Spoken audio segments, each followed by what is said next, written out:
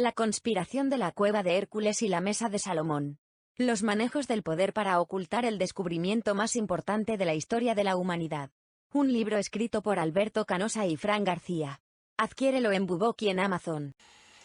Este libro de la cueva de Hércules, la conspiración de la cueva de Hércules y la mesa de Salomón va a ser un libro, un bestseller. Les puedo garantizar que va a ser a escala mundial. Bueno, el protagonista de esta historia buscaba alquilar una casa para poder vivir. Buscaba una zona tranquila donde pudiera vivir normalmente. Estuvo visitando varios inmuebles hasta que por fin decidió quedarse a alquilar un piso. Concretamente era un segundo piso en un edificio de una calle que parecía pues bastante tranquila. Había abajo una carretera, pero apenas transitaban coches, lo cual era bueno porque así pues era una zona de paz y de tranquilidad, que era lo que buscaba este hombre, ¿no?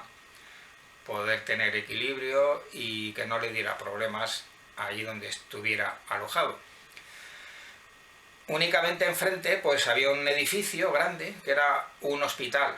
O sea, en la acera de enfrente había allí un edificio que era un hospital y nada más, todo parecía en orden, tranquilo. Arregló con la dueña el contrato y se instaló allí en esta casa.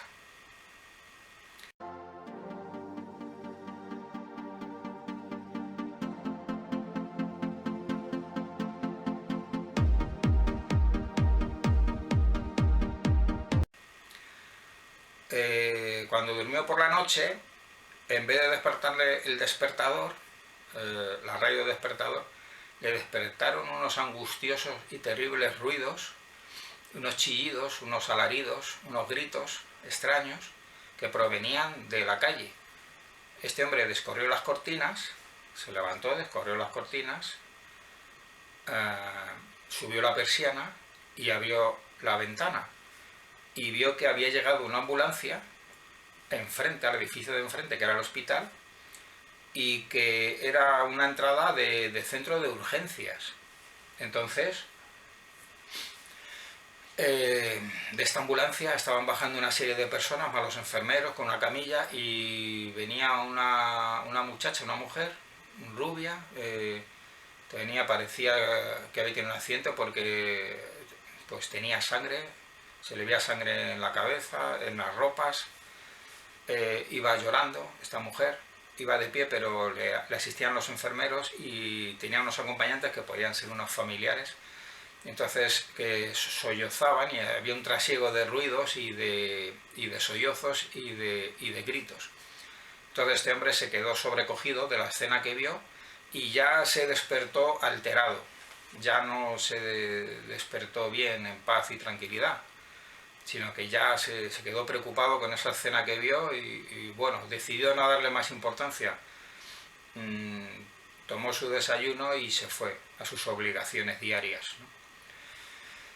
Al día siguiente se acostó para dormir este hombre y ocurrió la misma escena.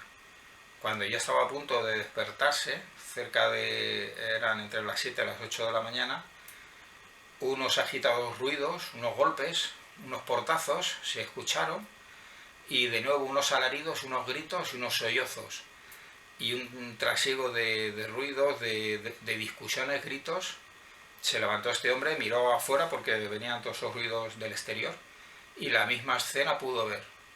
En este caso era un señor que parecía que había tenido una caída, un accidente, y había unas señoras, unas familiares, ¿no? Unas mujeres que debían ser cercanas suyas, que estaban llorando y bueno, los enfermeros le acomodaron una camilla y lo metieron hacia adentro. Y ya se despertó de nuevo este hombre, otra vez alterado. Antes de marcharse al trabajo, al rato llegó otra ambulancia con otro cuadro similar, con gritos. Estaba desayunando tranquilamente en la mesa viendo la televisión cuando otra vez otros ruidos con gritos y con alaridos provenían otra vez del mismo sitio. Se desplazó hacia la ventana y vio otra escena parecida. Era un joven, un adolescente que venía accidentado, debió haber tenido algún tipo de accidente, quizá en bicicleta, en moto, o algún atropello. De nuevo había sangre y otra vez se quedó alterado, de hecho se le quitaron ya las ganas de desayunar. Y cuando libraba los sábados y los domingos de sus obligaciones, pues continuamente llegaban constantemente ambulancias presenciando cuadros y gritos, de manera que incluso no podía dormir ya ni la siesta cuando podía, porque se producían siempre unos trasiegos de ruidos y de gritos y de lloriqueos y sollozos y discusiones y voces. Entonces llegó a la conclusión, después de estar allí un tiempo, que todos los días era constantemente igual y que este hombre ya no tenía paz. Estaba viendo constantemente cuadros de desgracias y aquello se había alojado en una casa que era la casa de las desgracias. Estaba todos los días presenciando cuadros con personas accidentadas que desprendían sangre, todo tipo de también personas enfermas que habían tenido recaídas, bueno, trasiegos de ambulancias. Así que al final optó por marcharse, habló con la dueña y se marchó. Se marchó hacia otra casa. Era algo que no lo tenía el previsto, pero así había ocurrido. Bien, esta historia nos puede referirnos a una situación de un feng shui elemental, ¿no? Es decir, nos habla acerca de las personas para que puedan vivir en sitios en donde no haya cosas negativas, en donde no haya elementos negativos y perjudiciales que alteren la paz y la tranquilidad y la convivencia y la armonía de las personas en sus casas. Entonces, yo te preguntaría, ¿tú qué piensas? ¿Que este hombre hizo bien en marchar a otra casa, alquilar otro sitio?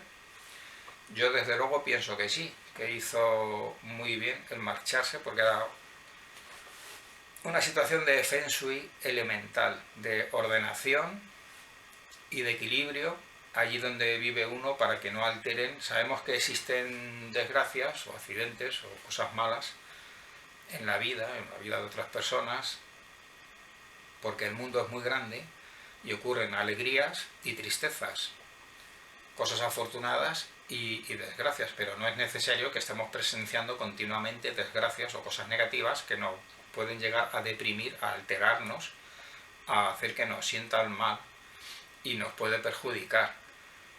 Esto es lo mismo en un caso de feng shui elemental y básico doméstico en las casas, como cuando en una casa, por ejemplo, delante de la puerta de la vivienda, imaginemos una casa de planta baja, y entonces resulta que delante de la puerta hay una especie como de columna, o un semáforo, o un armario urbano, algo. ¿Qué es lo que ocurre con esto?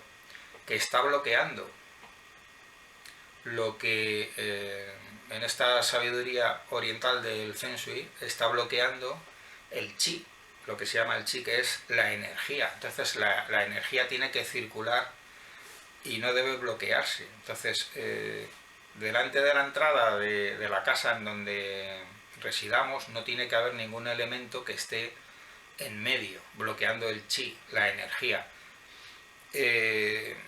Por ejemplo, en esta historia de este hombre con el hospital, pues ahí tenía un chi, ahí tenía un bloqueo gigantesco que le estaba bloqueando precisamente el fluir de las buenas energías y de la paz y de la tranquilidad. Nada menos que tenía un hospital con un problema, con unas ambulancias que venían, entonces tenía enfrente de su casa todo un problemón que le estaba bloqueando toda la entrada a su casa, las ventanas y lo que él podía ver todos los días. Igualmente nos recuerda un caso que puede haber una casa en donde, y yo he visto que ocurre mucho en algunos pueblos, pues una casa o varias casas, pero en concreto una casa, por ejemplo, que está enfrente, mira la puerta y las ventanas miran enfrente de un cementerio, no muy lejos, o sea que se puede ver y se ve el muro del cementerio y se ven unas cruces y eso. Entonces, claro, cuando esta familia o esta persona se levanta de la cama para empezar un nuevo día, resulta que corre las cortinas, levanta la persiana, abre las ventanas y claro, sí, entra el aire fresco y el sol, pero resulta que enfrente tiene un cementerio. Y esto no es nada recomendable. Si ya empiezas el día, abres la ventana y lo primero que ves es un cementerio con cruces, eso pues es algo que da mala impresión, es algo que no gusta, no puede tener una influencia muy positiva, ni muy buena. Entonces, bueno, también le está bloqueando esa entrada y ese paisaje un elemento negativo que le está perjudicando. Y así ocurre en las viviendas. Luego, otro tema interesante es cómo se distribuyen el espacio o los espacios interiores en la casa donde vive esa persona o esa familia. Normalmente se acumulan muchos trastos y armarios y todo, y entonces da sensación de agobio. Entonces, pues, según esta filosofía oriental del Feng Shui, pues se recomienda que estén los espacios más bien despejados, que te sientas en libertad y que tengas espacio y que no te agobien. También los muebles o mesas o armarios, por ejemplo, que resulta que te da un pico, la esquina de ese mueble te da justamente, por ejemplo, te sientas en tu silla con una mesa en donde haces tus cosas, tu escritorio, pero ahí colocado a lo mejor un armario que tiene una esquina y te da un esquinazo. A eso le llaman el puñal o la espada, porque te está presionando, te está hincando psicológicamente, ¿no? Psíquicamente te está enviando una presión negativa. Entonces hay que guardar las simetrías y el equilibrio en las formas y en los espacios. Bueno, todo eso tiene mucha sabiduría y es muy profundo, ¿no? Con cosas muy variadas y profundas. Y bueno, lo dejamos aquí.